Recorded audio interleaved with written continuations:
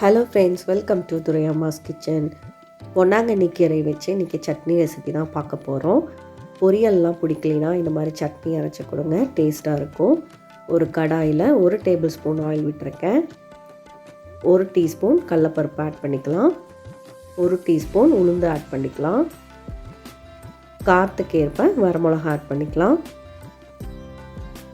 பூண்டு 2 ஆட் பண்ணிக்கலாம்.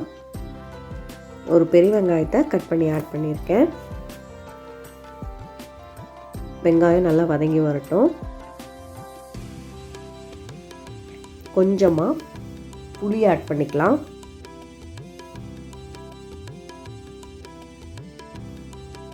க்ளீன் பண்ணி வச்சுருக்க பொன்னாங்கண்ணி கீரையை ஆட் பண்ணிக்கலாம். கீரை நல்லா வதங்கி வரணும். இது வதங்குறதுக்கு ரொம்ப டைம் எடுக்கும், அதனால் நல்லா வதக்கி எடுத்துக்குங்க.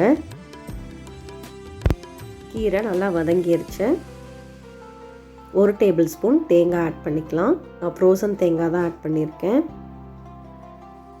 நல்லா ஆறுனதுக்கப்புறம் மிக்ஸி ஜாரில் ஆட் பண்ணிக்கலாம்.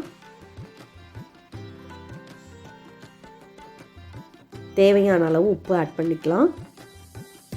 இப்போ கொஞ்சமாக தண்ணி விட்டு நல்லா அரைச்சி எடுத்துக்கலாம். பொன்னாங்கண்ணி கீரை சட்னி ரெடி ஆயிடுச்சு. இது சாதம், இட்லி, தோசைக்கும் நல்லாயிருக்கும். நீங்களும் செஞ்சு பார்த்துட்டு எப்படி இருக்குன்னு சொல்லுங்கள்.